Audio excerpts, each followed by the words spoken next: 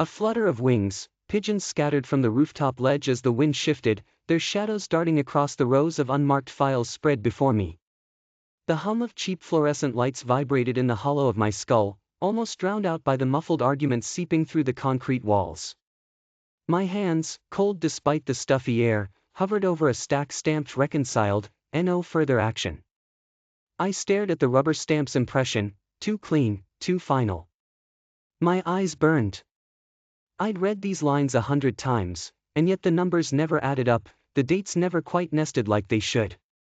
The pattern was there, just out of reach, buried between lines of legalese only a bureaucrat could love. Somewhere in this labyrinth of paper and digital ghosts was the truth, a truth my gut told me was ugly, enormous, and protected by more than locked doors. I wasn't supposed to be here, not at this hour, not even in this building. I'd learned how to walk quietly, years in the service taught me that, but nothing could muffle the pounding of my heart as I thumbed through another folder, breath catching on a memo signed by a name I recognized all too well. The door across the hall slammed. A voice, clipped and official, barked my name, my real one this time, not the nickname that kept me safely invisible. I froze, every muscle bracing for impact. For a moment, I considered shoving the files back, but my fingers tightened instead. I wanted proof. I needed it. Because after tonight, nothing was going to be the same. My name is David R. Fenton. I am 43 years old.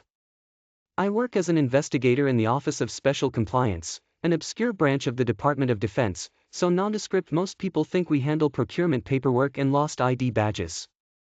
For the last 9 years, I've made a career out of chasing errors in budgets, anomalies in contracts, and the petty frauds of small-time operators. That's what I was told, anyway. The reality was always a little darker, the air a little thicker. This is the story of how everything I trusted began to fall apart. I live alone in a 2-bedroom condo overlooking the Potomac, my only luxury an old turntable and a wall of records from the days when music felt like something you discovered, not something that discovered you. I was married once, in the early days after my first deployment.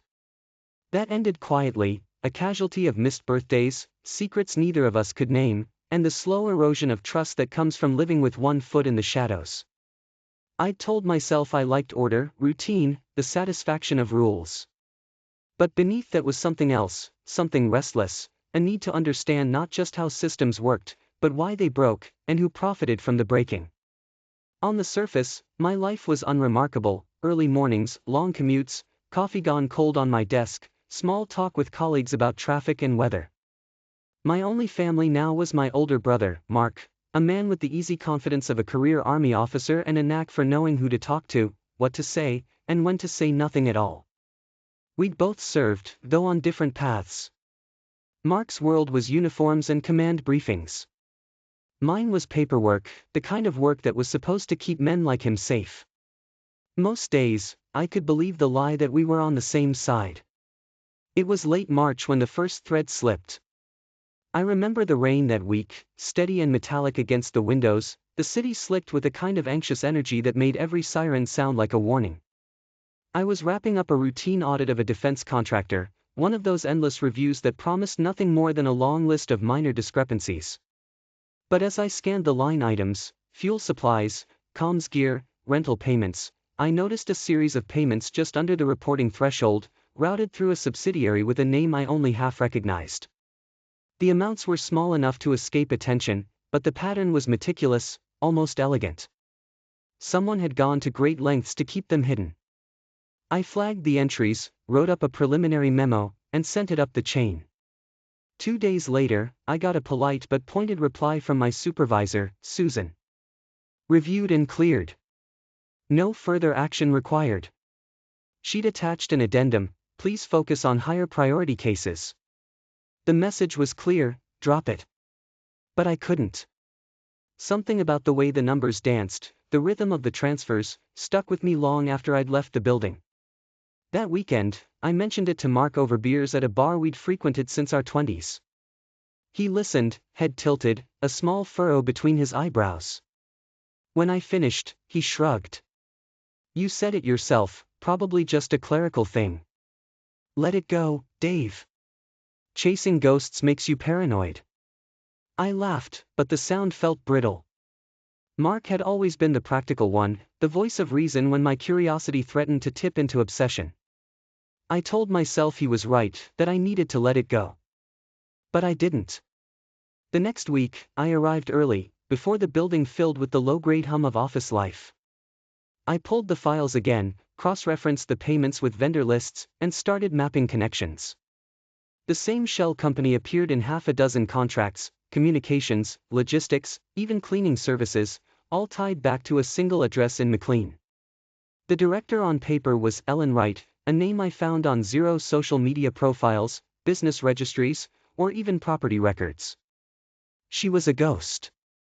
The only real link was her signature, a scrawl so neat it looked mechanical. I dug deeper, requesting old emails, archived contracts, anything I could get without drawing attention. The more I found, the less sense it made. Contracts approved by people who'd been transferred out months before, signatures that didn't match, payments made on federal holidays when banks were closed. I started making notes at home, scribbling timelines on yellow legal pads, pinning sticky notes to my wall. It felt like building a jigsaw puzzle with half the pieces missing. At work, I played dumb, nodding along in meetings, shuffling papers, pretending my mind wasn't elsewhere. But the tension gnawed at me. I stopped sleeping well, started jumping at every unexpected phone call. I told myself I was being dramatic, but deep down, I knew something was off. One evening, as I was leaving late, Susan stopped me in the hallway. She smiled, but her eyes were tight. "You're burning the candle at both ends, David. Take a few days. Get some rest." I nodded, forcing a grin. But her words landed with the subtle weight of a warning. I didn't take the time off. Instead, I widened my search, tracing the shell company's connections beyond our agency. That's when I noticed the overlaps, contracts not just with defense, but with Homeland Security, Energy, even the State Department. Always the same pattern, small, regular payments, signed off by mid-level bureaucrats, routed through a network of faceless subsidiaries. It should have been impossible for any one person to manage this level of coordination. But it was happening, right under our noses. The more I dug, the more my world contracted. Friends at other agencies stopped returning my calls. My badge was flagged one morning when I tried to access the file room, a system glitch, they said, but the way the guard watched me made my skin crawl. I became paranoid, double-checking my car for trackers, glancing over my shoulder on my way home.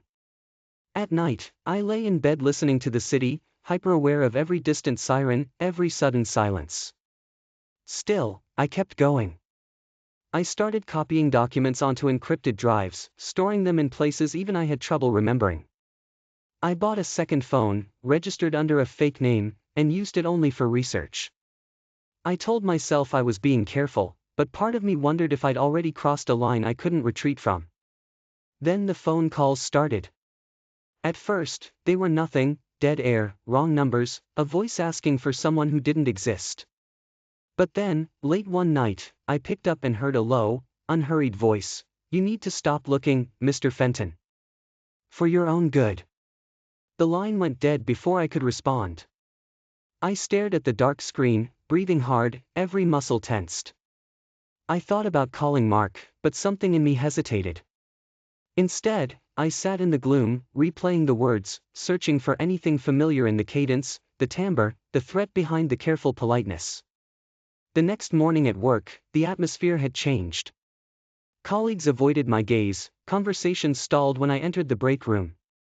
Even Susan seemed distant, retreating behind a wall of courtesy that felt as impenetrable as any physical barrier. I tried to act normal, but the pressure built. Every time I opened a file or logged into a secure terminal, I felt eyes on me, invisible hands guiding my every move. I double-checked the locks on my door at night, started taking different routes home. I stopped meeting Mark for drinks. When I finally did see him, unannounced, at his apartment, he looked surprised, even a little wary. "Tell me the truth," I said, voice low. "Is there something going on? Something you're not telling me?" He hesitated, then shook his head, too quickly. You're stressed, Dave. You need a break. You're starting to sound like one of those guys who sees conspiracies everywhere. I wanted to believe him. But as I left, I realized for the first time that I couldn't be sure if Mark was lying to protect me, or to protect himself. Days blurred together. My work became a charade, the rhythm of bureaucracy masking the rot I knew festered beneath. I documented everything, stored backups in places no one would think to look. I stopped trusting anyone. Even my own reflection seemed foreign, tight-lipped, hollow-eyed, a man haunted by things he couldn't prove. And then, one afternoon, my badge failed completely. Security escorted me to Susan's office. She didn't look up as they explained, in clipped tones, that I was being placed on administrative leave pending the outcome of an internal compliance review. They asked for my phone, my access cards, even the keys to my desk. Their politeness was absolute, weaponized courtesy designed to leave no marks. I signed the forms, hands steady, eyes giving nothing away. On my way out, I caught Mark's face on a security monitor, passing down a hallway I shouldn't have access to. He didn't see me. Or maybe he did, and kept walking. My world had shrunk to a single truth: someone wanted me out, and they were willing to use every tool at their disposal to bury what I'd found. I spent the next week locked in my apartment, blinds drawn, reviewing every file, every scrap of evidence I'd managed to squirrel away. I cross-referenced contracts, built timelines, mapped connections that spanned departments, agencies, even military contractors. The more I found, the clearer the picture became: a network of influence, money, and silence, orchestrated by people who'd built their careers on the illusion of oversight. I started to see the shape of the thing: not just petty fraud, but systemic theft, the kind that could only happen with the complicity of people like me. Like Mark. It was Mark's name that finally broke me. Hidden in the metadata of a file I'd almost overlooked, a digital signature, buried deep in a contract approval, authorizing a payment to the very shell company I'd been tracking. The file was 2 years old, dated during a period when Mark was supposedly on deployment overseas. I called him. He didn't answer. I texted, then called again. Nothing. That evening, I left messages on his personal and work phones. I didn't sleep. I watched the city lights flicker and die, listened to the distant drone of helicopters skimming the river. The next morning, my doorbell rang. Mark stood in the hallway, shoulders tense, eyes red-rimmed. He looked older than I remembered, every line etched deep. "We need to talk," he said. His tone left no room for argument.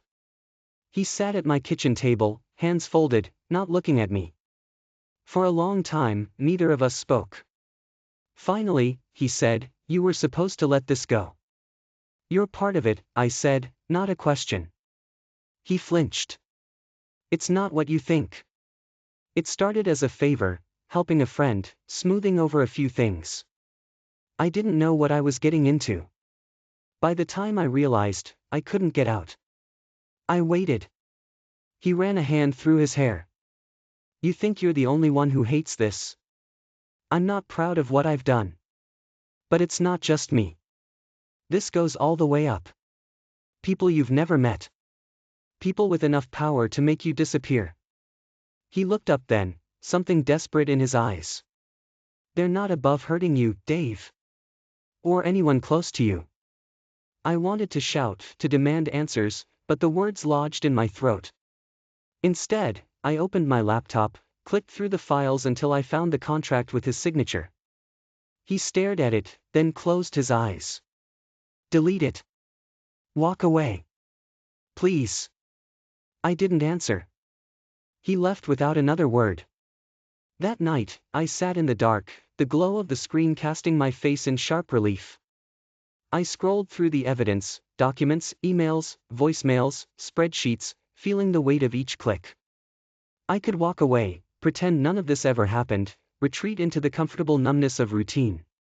Or I could act. The decision felt less like a choice than a surrender to inevitability. For the next week, I moved like a shadow, avoiding routines, using cash, staying off public transit. I reached out to an old contact, someone I'd met years ago during a joint task force investigation, an attorney who'd built a career on exposing government corruption. We met in a coffee shop across the river, surrounded by the oblivious hum of commuters. She listened as I laid out the basics.